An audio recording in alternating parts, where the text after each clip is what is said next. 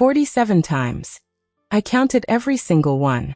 I kept a note on my phone, hidden in a folder labeled recipes, because I knew if he ever found it, he'd twist it into something that was somehow my fault.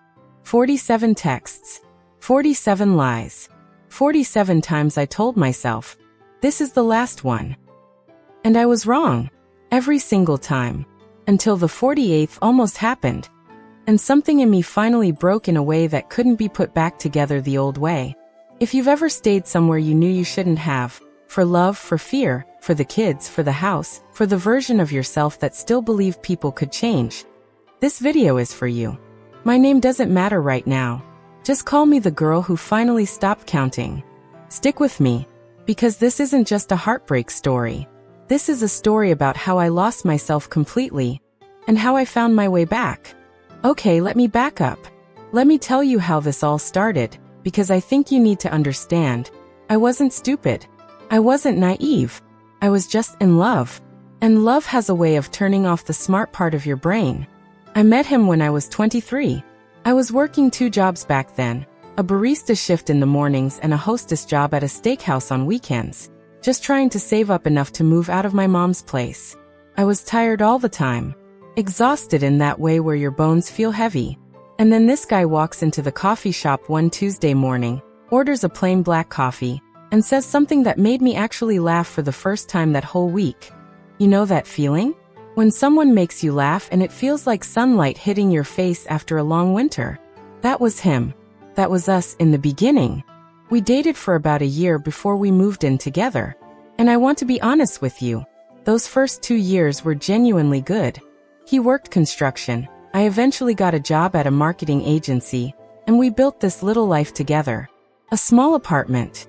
A second-hand couch we were both weirdly proud of. Sunday mornings with pancakes and bad reality TV. I thought I had found the one. I really did. You might be wondering, so when did it start going wrong? Honestly, I don't think there was one single moment. It was more like a slow leak. A tire that's losing air so gradually you don't notice until one day you're driving on the rim. The first time I found something suspicious, I was 26. A message from a girl named Ashley, something flirty, something that made my stomach drop the second I read it. And when I confronted him, he did something I would come to know very, very well over the next few years. He turned it around on me. He said I was paranoid. He said I was insecure. He said if I trusted him more, I wouldn't be going through his phone in the first place. And here's the thing, I believed him. Because I loved him. Because admitting the truth meant admitting my whole world was about to collapse. And I wasn't ready for that. Not even close. So I apologized. I actually apologized for catching him. I know how that sounds now. But if you've ever been there, you understand. When you love someone, your brain will build you a whole staircase of excuses just so you don't have to fall. That was cheat number 1, though I didn't call it that then. I called it a misunderstanding. By the time we got married, I married him 3 years later. I was already an expert at looking the other way. I want to pause here for a second, because I think this is important. I'm not telling you this so you feel sorry for me. I'm telling you this because I think a lot of you watching are doing exactly what I did. You're minimizing. You're making deals with yourself. If he does it again, then I'll leave. And then he does it again, and somehow the line moves. It always moves. After the wedding, things got busier. We bought a house, a real house, with a yard and everything. And about a year later, I found out I was pregnant.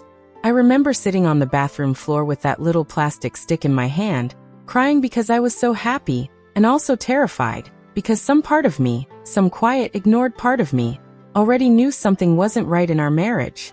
I told myself the baby would fix it. God, I hate that I thought that.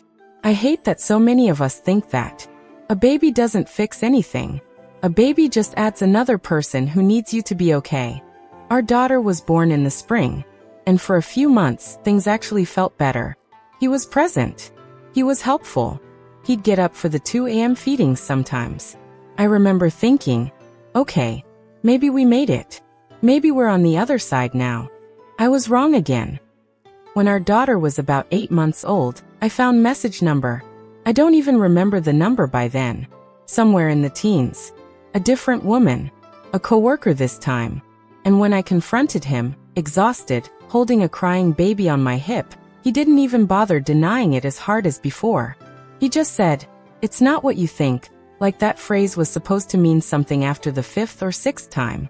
I want to talk about something nobody tells you about staying in a relationship like this. It's not just the heartbreak. It's the erosion. Slowly, month by month, you stop recognizing yourself. I used to be someone who had opinions at dinner parties. I used to laugh loud, the kind of laugh that turns heads. I used to have friends I'd call just to gossip with for an hour. But somewhere in those years, I became small. I became someone who apologized for existing too loudly. I stopped calling my friends because I didn't want to explain, again, why I was still with him. I started avoiding my own mother's phone calls because she'd asked that one question. "Are you happy, sweetheart?" And I couldn't lie to her face, but I also couldn't tell her the truth. Financially, things got worse too. He'd take money, not a lot at first, 20 here, 50 there. And I later found out some of it was going toward dates with these other women. Dinners. Hotel rooms sometimes. Meanwhile, I was stretching our grocery budget so thin I was buying the store brand version of literally everything, clipping coupons like my grandmother used to, just so our daughter could have what she needed. I remember one night, it was maybe cheat number 30 or so, sitting in my car in a grocery store parking lot. I didn't even go inside, just sitting there, gripping the steering wheel, sobbing so hard I couldn't breathe properly. I didn't want my daughter to see me like that. I didn't want the cashier to see me like that. I didn't want anyone to see me like that. That was the year I started keeping the note. The one labeled recipes. I don't fully know why I started counting. Maybe some part of me needed proof. Maybe some part of me knew that one day I'd need to look at that number and finally believe what it was telling me. You might be wondering, why didn't you just leave? And believe me, I've asked myself that question more times than I can count. Here's the truth. Leaving isn't just walking out a door. When you have a kid, a mortgage, a shared bank account, and a fear that's been trained into you for years, leaving feels like jumping off a cliff with no idea what's at the bottom. I didn't have family nearby who could help financially. My mom was already struggling on her own. And every time I imagined telling people the truth, this wave of shame would just flatten me. Shame is such a strange, sneaky thing. It convinces you that his choices are somehow your failure. So I stayed, and stayed, and stayed. Now let me tell you about number 47. By this point our daughter was almost 4. I was 31 years old. I had aged in ways that had nothing to do with actual years. There were dark circles under my eyes that never fully went away, and I developed this habit of checking my phone constantly, like some kind of anxious reflex, because part of me was always braced for the next blow. It was a Tuesday. I remember that detail so clearly, because Tuesdays had become his late night at work, which of course I now understand meant something completely different. I was giving our daughter a bath that night, and his phone, which he almost never left at home, buzzed on the kitchen counter. I wasn't even trying to snoop this time. I just walked past it to grab a towel, and I saw the preview notification on the screen. I won't repeat the exact words, but it was clear. It was undeniable. It was the kind of message that leaves no room for misunderstanding. I stood there in my kitchen, my daughter's laughter still echoing from the bathroom, and something in me just went quiet. Not exploded, not screamed, quiet.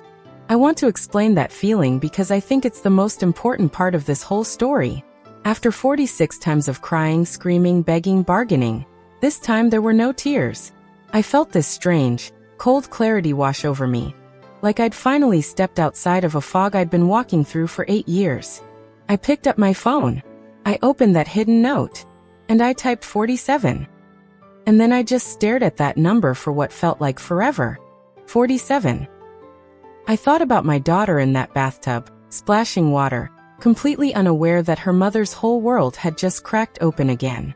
I thought about the woman I used to be, the one who laughed loud at dinner parties, who had opinions, who called her friends just to gossip. And I realized, with this gut punch kind of clarity, that if I didn't do something now, my daughter was going to grow up watching me disappear a little more every single year. She was going to learn, just by watching me, that this is what love is supposed to look like. That you shrink yourself. That you accept crumbs and call it a feast. And I would not, let her learn that from me. That was the turning point. Not some dramatic confrontation. Not some movie-style scene where I threw his stuff out on the lawn. Just me standing in my kitchen, quietly deciding that I was done. I finished bathing my daughter. I read her a bedtime story, same as always, because I refused to let that night take that from her too. And after she fell asleep, I sat down at our kitchen table, and I waited for him to come home. When he walked in around 11, smelling like someone else's perfume, something I'd smelled before but had trained myself to explain away, I didn't yell. I didn't cry. I just slid my phone across the table, the note open, the number 47, glowing on the screen. He looked at it. Then he looked at me. And for the first time in 8 years, I watched him realize that I wasn't going to fight for this anymore. He tried the usual playbook. It's not what you think. I'll change. Please, for our daughter. And I want to tell you something. Hearing him use our daughter as a bargaining chip in that moment was the thing that fully, completely, sealed it for me. Because a man who truly cares about his daughter doesn't hand her mother 47 reasons to cry herself to sleep. I told him he needed to leave. Not forever, not that night in some chaotic scene. We handled the actual logistics over the next few weeks, carefully, because of our daughter. But emotionally, in that kitchen, I was already gone. I had already left him long before he packed a single box. I won't pretend the next few months were easy. They weren't. There were nights I cried so hard I made myself sick. There were nights I questioned everything. Was I too harsh? Did I give up too soon? Was I about to become a statistic, a single mom struggling to make rent? Fear did not disappear just because I made a decision. Fear came with me into this new chapter. It just didn't get to drive anymore. I moved into a smaller apartment with my daughter. Money was tight, tighter than it had ever been. I picked up freelance work on the weekends on top of my regular job. There were weeks I ate cereal for dinner 3 nights in a row so my daughter could have something better. I'm not going to sugarcoat that part. Starting over financially as a single mom is genuinely one of the hardest things I've ever done. But here's what surprised me. For the first time in almost a decade, I started sleeping through the night. My chest didn't feel tight every time my phone buzzed. I started calling my mom again. Actually calling her, not just texting one-word replies. I reconnected with a friend I hadn't spoken to in 5 years, and when I finally told her everything, she didn't judge me. She just said, "I'm just glad you're safe now." That sentence broke something open in me, in the best possible way. Slowly. And I mean slowly, not overnight. Don't let anyone tell you healing happens overnight. I started remembering who I used to be. I started laughing loud again. The kind of laugh that turns heads. I started having opinions again, in meetings, at dinner, in my own home. I started looking in the mirror, and actually seeing myself instead of just checking if I looked presentable enough. About a year after the divorce was finalized, I sat down with my daughter, she was 5 by then, and we planted a little garden on our apartment balcony.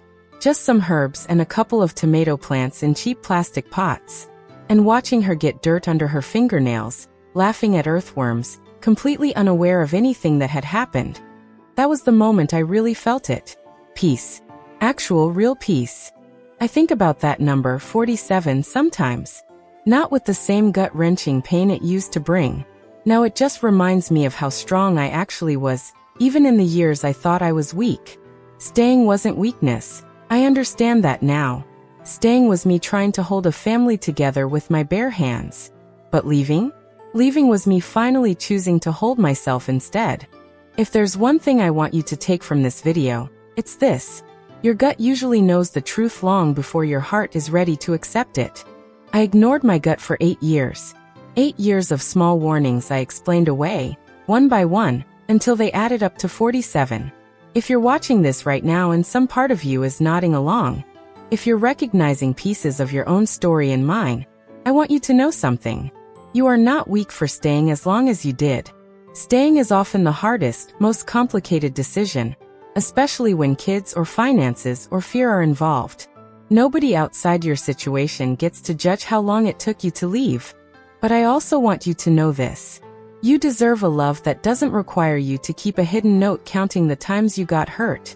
You deserve a partner who makes your world bigger, not smaller. And if you're in a version of my story right now, please talk to someone.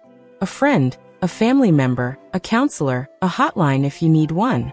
You don't have to figure this out completely alone in silence the way I did for so long. I'm in a completely different place now. A better job. A tiny but genuinely happy apartment. A daughter who is growing up watching her mom stand tall instead of shrink small. And every once in a while, I still open that old note. I don't delete it. I keep it as a reminder, not of what he did to me, but of what I survived. Of what I walked myself out of one quiet, terrifying decision at a time. 47 times I told myself, this is the last one. And I was wrong. But the 47th time, I finally made it true. So let me ask you something, and I really want you to sit with this. If you're in a relationship right now that's costing you pieces of yourself, pieces of your laugh, your confidence, your peace, what number are you on? And more importantly, what are you waiting for? I'd love to hear your story in the comments below. You are not alone in this, and honestly, this community, right here, has become one of the biggest reminders of that for me. If this video meant something to you, if you saw even a small piece of yourself in my story, please hit subscribe. There are more stories coming, real ones, raw ones, because I truly believe healing happens faster when we stop pretending we're the only ones going through it. Thank you for listening to my story today. Take care of yourself, and I'll see you in the next one.